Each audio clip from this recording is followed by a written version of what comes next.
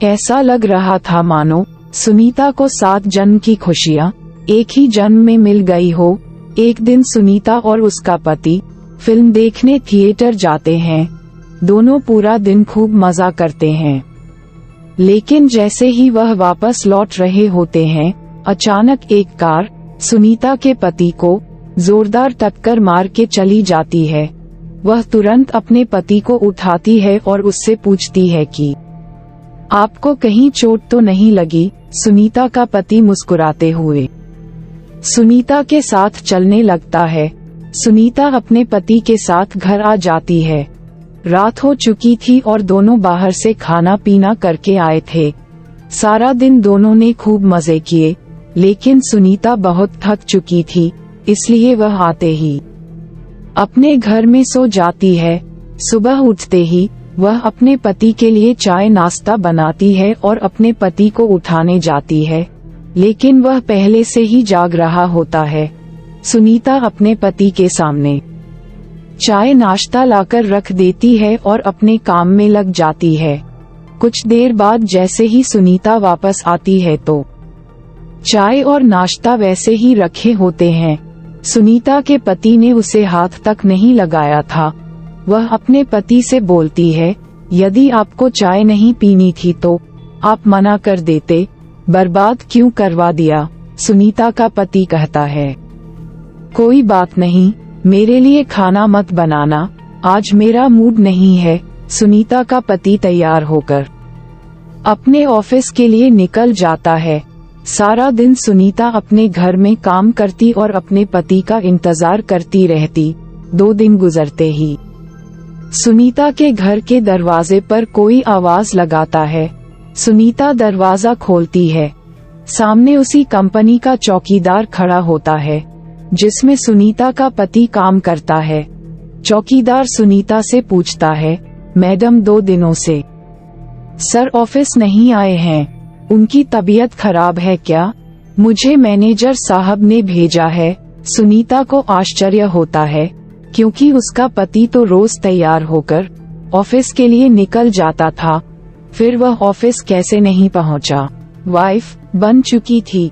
कुछ दिनों बाद सुनीता के सास ससुर शहर आते हैं। सुनीता अपने पति से कहती है, मम्मी पापा का फोन आया था, वह 2 घंटे में स्टेशन पहुंच जाएंगे, उन्हें जाकर ले आओ। सुनीता का पति उससे बाहर जाने का बहाना कर देता है और उसी को स्टेशन जाने को कहता है। सुनीता अपने सास ससुर को स्टेशन से जाकर ले आती है। सास ससुर आते ही अपने बेटे यानी सुनीता के पति के बारे में पूछते हैं। सुनीता कहती है, वह अभी किसी काम से बाहर गए हैं, कुछ देर में आ जाएंगे। सुनीता अपने सास ससुर के आने से बहुत खुश थी। वह उनके खाने की सारी तैयारियां करने लग जाती है, लेकिन शाम होने के बाद भी जब सुनीता का पति घर नहीं आता तो सभी चिंतित हो जाते हैं। सुनीता के पति का फोन घर में ही रखा रहता था, इसलिए वह उससे संपर्क नहीं कर पा रही थी। सुनीता के साथ उसके सास ससुर भी अपने बेटे से मिलने का इंतजार कर रहे थे। पूरी रात गुजर जाती है, लेकिन सुनीता का पति घर नहीं आता। सभी परेशान होकर उसका इंतजार करते रहते हैं। सुनीता के ससुर उससे पीने के लिए पानी मांगते हैं और जैसे ही सुनीता उनके लिए पानी लेने जाती है, उसे अचानक उल्टियां होने लगती है। सुनीता को उल्टी करता देख उसकी सास उसके पास आकर उसका हाल चाल पता करती है। बुजुर्गों का अनुभव विज्ञान से भी अधिक माना जाता है, इसलिए सुनीता की सास उसे तुरंत बता देती है, लगता है तुम माँ बनने वाली हो बेटी। सुनीता माँ बनने की बात सुनते ही मुस्कुराने लगती है। सुनीता ये बात अपने पति को बताने के लिए उतावली हो रही थी, लेकिन उसके इंतजार की घड़ियां बढ़ती जा रही थी। देखते ही देखते 5 दिन गुजार चुके थे, लेकिन सुनीता के पति का कुछ पता नहीं चल रहा था। तभी तीनों पुलिस थाने में शिकायत दर्ज कराने जाते हैं। पुलिस वाले सुनीता से कहते हैं, 5 दिनों से तुम्हारे पति गायब है। लेकिन तुम्हें अब याद आ रही है? सुनीता ने जवाब देते हुए कहा, सर वो ऐसा 1-2 बार और कर चुके हैं, इसलिए मैं इसे सामान्य घटना समझ रही थी।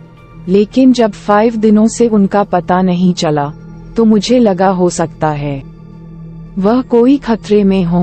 पुलिस पर रिपोर्ट दर्ज कर लेती है और जांच पड़ताल शुरू कर देती है।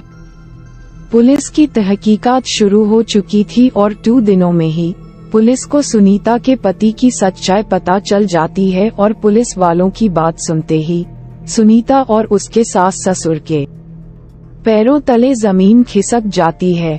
पुलिस के अधिकारी कहते हैं कि आपके पति तो 3 महीने पहले ही कार दुर्घटना में मर चुके हैं और लावारिस समझकर उनका अंतिम संस्कार भी नगर निगम के द्वारा कराया गया था, जिसकी रिपोर्ट सरकारी अस्पताल में मौजूद है। फिर आप कैसे कह रही है कि वह 5 दिनों से लापता है? लेकिन सुनीता ये बात मानने को तैयार ही नहीं थी, क्योंकि वह अपने पति के साथ 3 महीनों से दाम्पत्य जीवन गुजार रही थी और उसी के चलते वह गर्भवती भी हो चुकी थी। सुनीता पुलिस से अपने बच्चे का जिक्र करती है। जैसे ही पुलिस को ये बात पता चलती है कि उस मरे हुए इंसान का बच्चा सुनीता के गर्भ में है, तो वह सुनीता से कहते हैं, आप बच्चे का चेकअप करवा दीजिए।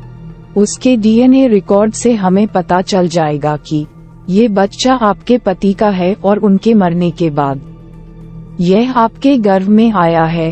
तभी आपकी बात पर सभी को भरोसा होगा। पुलिस वालों को सुनीता के चरित्र पर शक था, इसलिए वह इस परीक्षण की मांग कर रहे थे। सुनीता को सरकारी अस्पताल लाया जाता है और वहां बच्चे का परीक्षण किया जाता है और जैसे डॉक्टरों के पास बच्चे की रिपोर्ट आती है तो उनके पसीने छूट जाते हैं, क्योंकि बच्चा साधारण नहीं था। वह 2 महीने का था, लेकिन उसका विकास 8 महीने के बच्चे के बराबर हो चुका था और अगले ही महीने वह जन्म लेने वाला था। डॉक्टरों के लिए अपने आप में यह ऐतिहासिक बात थी कि 4 महीने में कैसे कोई बच्चा जन्म ले सकता है। डॉक्टर सुनीता के हालात के बारे में विचार कर ही रहे होते हैं कि अचानक सुनीता के पेट में दर्द बढ़ने लगता है।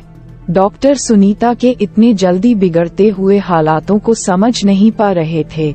सुनीता को आपातकालीन कक्ष लाया जाता है। तभी डॉक्टरों को पता चलता है कि सुनीता की डिलीवरी का समय आ चुका है और कुछ ही देर बाद सुनीता एक भूतिया बच्चे को जन्म दे देती है। सुनीता का बच्चा देखने में बहुत खूबसूरत था, लेकिन उसकी शारीरिक बनावट कुछ अलग थी। उसके दांत जन्म के साथ ही निकले थे और उसकी आंखें लाल थी। डॉक्टरों ने ऐसा बच्चा पहली बार देखा था। डॉक्टर उसका शारीरिक परीक्षण करते हैं। बच्चे के शरीर के अंदर सभी अंग सामान्य इंसानों की तरह ही थे। इस बच्चे के बारे में प्रमाण मिलते ही पुलिस को यकीन हो जाता है कि सुनीता सही कह रही थी, ये बच्चा उसी के पति का है। पुलिस ने अपने जीवन में ये पहला केस था जहां कोई भूत पिता बना था। सुनीता को अपने पति के मौत की खबर पर यकीन नहीं था, लेकिन सभी के कहने पर उसने यह मान लिया था कि उसका पति अब इस दुनिया में नहीं है। इसलिए वह अपने बच्चे और सास ससुर के साथ अपने गांव वापस लौट जाती है और अपने भूतिया बच्चे के साथ अपने पति की याद में जीवन बिताने लगती है और इसी के साथ इस कहानी का पहला भाग समाप्त हो जाता है।